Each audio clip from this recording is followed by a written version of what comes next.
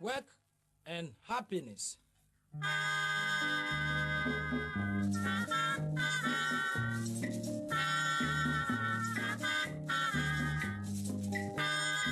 Farm Channel eye dwumadie sonko a ya hyeda hyehyɛ ediama obi a nani agikwa adwuma enuane ene ekonkuma empuntuo Farm Channel yi eye akonya yede abua kuaye dobaye emuanyen ene esomunam ehu dwumadie a yede adwefofo afutuo ama wukua ye no etimi aye efaso pii ediama wo Access Africa any Directorate of Agriculture Extension Services, Ministry of Fisheries and Aquaculture, and Akabumo, Yade Farm Channel Jumedi Ebrewo, Shiami Akosia Support and Timbo, Asari Akoto, or Farm Channel Jumedi so, Ewa Adon TV so, Yawo Debia, a free and you may know Sia Ebrewo, a copy of prayer. That was 0272 148 582, and now 0241 345 024. And 0261 248 967. Omande share ya mama kwaba e de ba Farm Channel Jumedie so. Ene ya woda, enu tie hie ye ne Ghana kuafo. Ene obi anani agikwa adwuma ho. Ena edi nkomo, e de afa yen kua adwuma. Enkronkuma mamumpuntu, ena afi enuane enkoso nso. Midin e de Akosia Safua Kentimpo Asari Akoto. Ene ebedi nkomo. Ene sen, ene sika pie ewo ku adwuma mu. Ya tese nipa dodo nom dom ho hye ku adwuma mu a wo mo eton ku adwuma no ana emu niema no omunye sika wo mu etina me be kire ekwan pa obetimi afa so a wo so be ye ku ani bi ne wanya emu sika e de afri mu ye twa homra ye ba ye beto aso Salon Services Hair and Beauty Academy e school sun kokra NVTI a register ne asan amayen to me na ye kra international affiliation ye titie e wo formal any informal education no enema ye kire ni bi enie hairdressing, beauty therapy, barbering, business and professional relations, apprenticeship and afi commercial services. Therefore, encourage everybody to come to the school because our motto reads that when you come with a dream, you are definitely going to live with a career. Ye gusua ye jinipa. Open ho amane bobia. Freyen was 0243 427 427 and 0243 561 773 and 0244 276 218. Email salonservicesacademy@gmail.com. Yashada ashishe salon shishe ye pabi edi amaw. Enu ti bra na wada yeso emremu. Omade she yesan emomako aba edi ba Farm Channel Jumedie yedi nkomo afeku adwuma enkronkuma mpuntu eni enuane enkoso eho.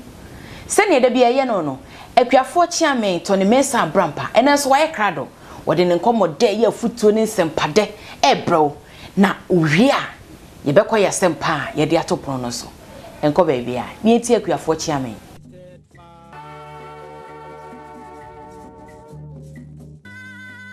nene ye beka de can say model lease agreement validation workshop na nunu kra no se de batwi mu ana ye pese ye kyerese obi wa no anya ni sika wakoja asase oso pese oye odua no bae na bia ode kwa amanone ana oton wo Ghana esanse wan kodi ni papa nsem nti na obi age ni sika no nso ogi sika no nso a ogusu ye adwuma na abeka je ni so ka asase ne kra no de ma no nya ne de a tutu fi so nti amasese be bia kodu no nipa bebre ho mo bakra no do musika be sheku aye mu kra na ye omoden eni nti na Ghana Commercial Agriculture Project Ministry of Food and Agriculture ase World Bank sponsor ayo omo adwunu se ne sa ne te dia ombebo dawura mamansa nyina ate na de womu bi obi ehu nti no kire bi no se wo ye Ghana ni o se wo ye broni o se wo fi Africa ba bi o se wo ba no wa ba be investment wo Ghana na efeku aye ho nko adea ye se agreement o ton se kata agreement na kire se itusuye bi ayaya ebusuan asan aban asan obi agi atum se nipa etise utumi ya adwuma wa asase no so nti enadua no asɛm a yɛba bɛka no ɛna ɛyɛ ne ti yɛfi wɔn so a sɛdeɛ yɛka ne da biara no sɛ mu sɛ fish deɛ ɛyɛ adeɛ a yɛde akoma so paa farm channel for ɛsiane sɛ fisheries ne aquaculture development na yɛ ade bi a sɛ yɛanhwɛ ne yɛammɔ ho dawuro na amansa nyinaa nte a daakye yɛbɛdi ɛdɔkono kwa because obi anu a wayɛ nkwan anam nim ɛni nti ɛna Ministry of Fisheries and Aquaculture ahyehyɛ anaasɛ ɔmo atoto ne ɔmo akɔsi mpɛmpɛn so ɛkɔdi sɛ sɛ yɛ bi a friend fisheries enforcement na fisheries enforcement ne nso no amanɔnefoɔ ne ebibre mu kabomu ko ne ade ahwɛ anya amana anka wu nti sɛ yɛka fisheries enforcement na World Bank fo kitam ministries fo kitam Ghana Bank kitam na sɛ deɛ akɔdu ne sɛ bibi wa yɛ friend West African Pipeline ɛno nso punu ma na da nti sɛ okita hyɛma na woni baabi a wode bɛfa na wode kɔfa baabi a pipe ne da na ɛpae a ɛno nso bɛma light off na du nso no so asan start ɛni tina ɛsi ɛbɔ ne dawuro no obi a wo troller ana obi a wo yɛ adwuma wɔ posoro wetime hu baabi a ɛsɛ wofa ɛni baabi a ɛnsɛ wofa ne sɛnti no Ministry of Fisheries and Aquaculture Development for the nhyehyɛ bi aba your friend Fisheries Enforcement and medi kan ne nene de wo mu ni sɛ commander retired minila ba be hye obeka no opota kasa mu de baabi a ti sɛ trollers ni du ni baabi a nso omukɔ ɛhɔ de wokɔ na wokɔdu baabi a nso wokɔ na womem anase ɛkyewa na enye obi na okuma ntwio bo asi ako na ɔde ni ti agya kyerɛma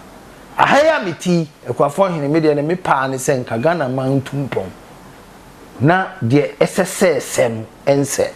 na obi ahontɔ no medamase se Yesu ama na se da se ne esan to me ne mapamfo a ebesan de bifufu aba ne abɔ ndawura mamansa nyina ate Ekuafo chiameto ne mensa brampa efutuo ene ode abrɛ ye no ye home so na afi ye ba mesi sesei ko adwuma no sika pie wo mu a omanfom dom ho ahyɛ mu a omoton emu ne ema no omunya mu sika eti mebɛkyerɛw enhyehyɛ pa abaya ye a eboa ama emfaso no nso atimi enya bi ye ba sesia Salon Services Hair and Beauty Academy a school sonko kra a NVTI a register ne asan amayen to me na ye kra international affiliation ye yentitie e wo formal any informal education no enema ye kire ni bi enie hairdressing, beauty therapy, barbering, business and professional relations, apprenticeship and afi commercial services. Therefore, encourage everybody to come to the school because our motto reads that when you come with a dream, you are definitely going to live with a career. Yegusua yeji nipa. Open ho amane bobia. Freyen was 0243 427 427 and 0243 561 773 and 0244 276 218. Email salonservicesacademy@gmail.com. Yashada ashishe salon shishe ye pabi edi amaw. Enu ti bra na wada yeso emremu. Ekuafo chiame to ne mensa abrampa ena ode ensempa abreye migiri se watie na wasua bibi so edi afri mu. Afa yenko enne yensam nkrankra ya ye de ba no. Ene sen se onim se West Africa Gas Pipeline no eda yempo anase ensukese no emu na afarefo no so e wo se wutimi hu se ne be ya onfa hyema no emme hu bebre na enkofa ohaw emma etinen so no eno ho asem ene ede brew.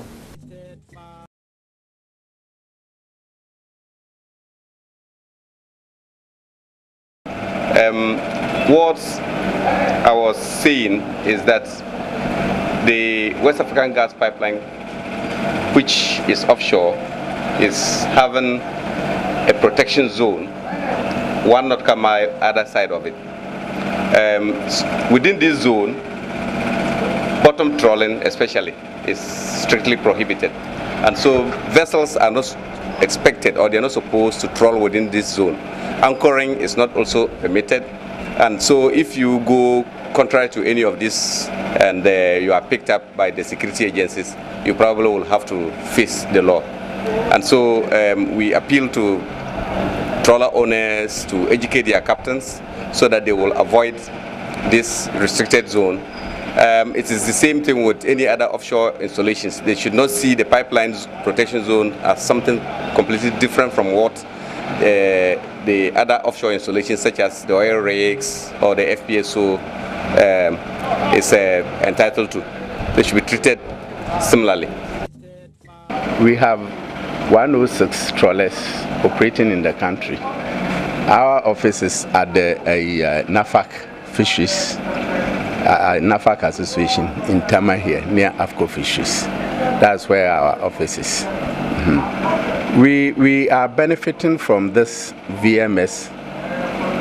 very greatly, because until the introduction of this VMS, you hear people mentioning we have pair trawling in the country. The canoes are saying they are fishing in our exclusive area and all these things. But with this VMS, it will put all these things out, in the sense that if there is pair trawling, it will be monitored at the office here. If we are strailing into the IEZ zone, we will be caught. So you could see that at the moment, everything is going on systematically without any problem at all. And we are very much happy because it's going to conserve our fishing in our fish in this country. Thank you, Mr. Watson. So when you say VMS to the layman, how would the layman it's a vessel monitoring system. So wherever you are, you will be located at the office here. So if you do anything contrary to the law, you will be caught. Omade share mama kwaba moda so ehwe farm channel dwumedie yedi nkomo e de afakwa adwuma enuane ene nkrunkuma impuntu ho we eye platforms ronkokra yede aiboa amagana yakwa animu ewe yeku adwuma emu ene san medikan ekan sesesei sika pie ewo ku adwuma no mu ya womu a womu eton ku adwuma mu niema no omunye sika bebre eti kwan be na so befa so a ubetimi enye sika e de afiri ku adwuma emu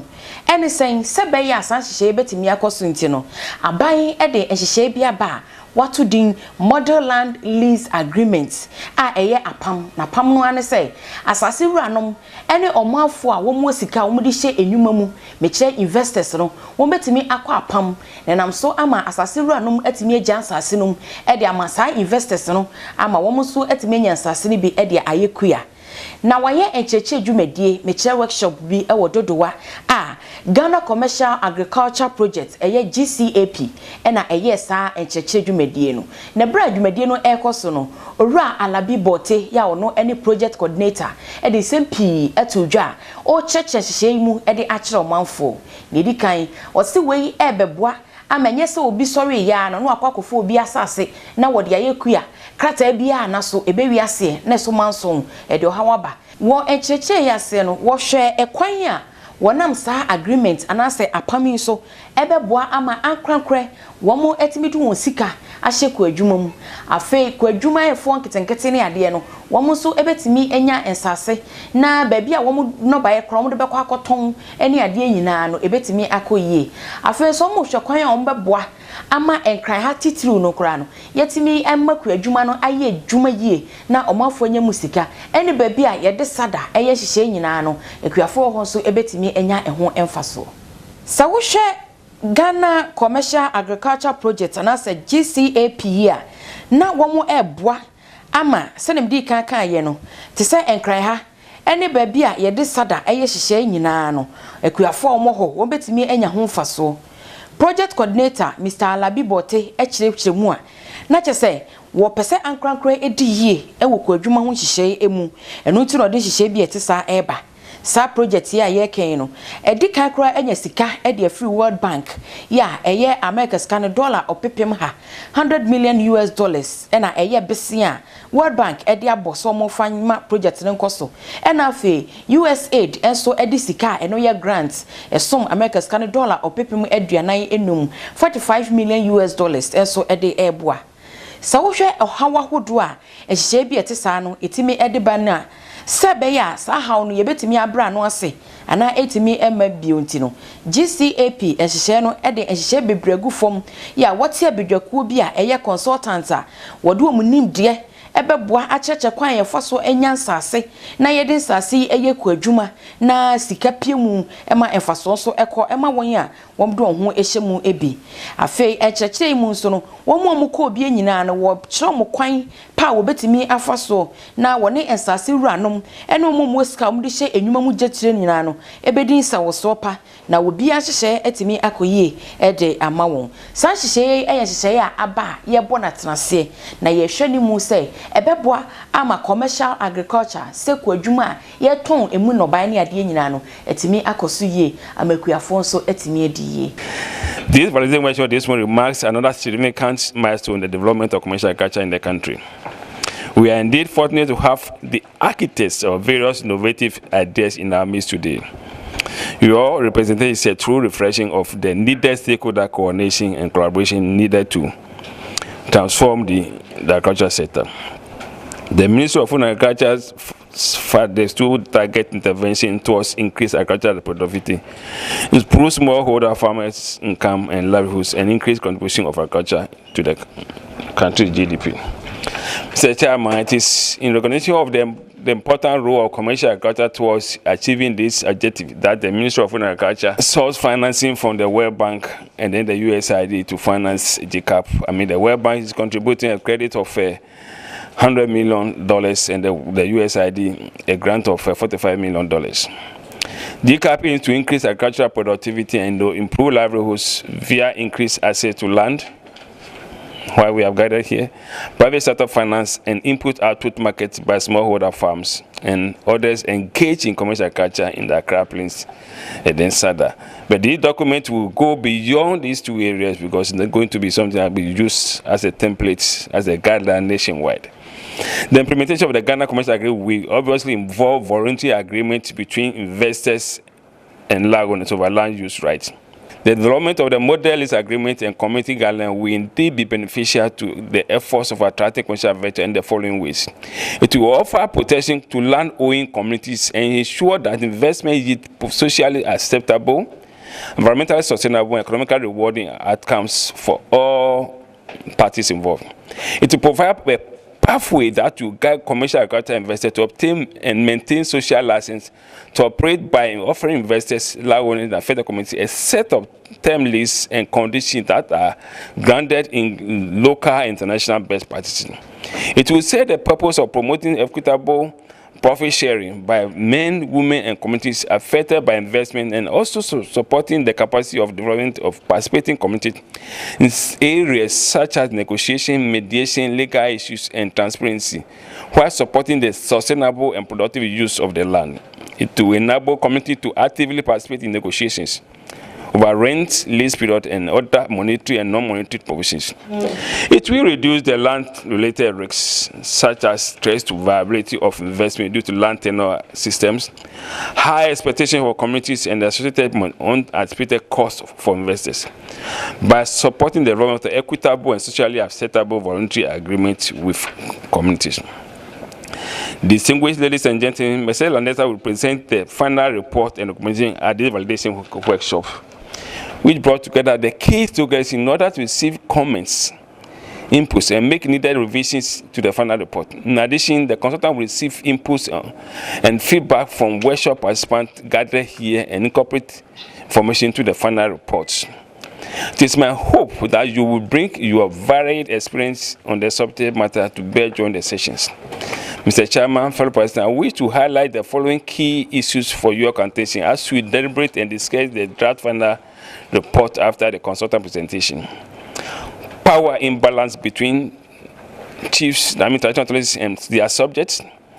early capture, women's land rights,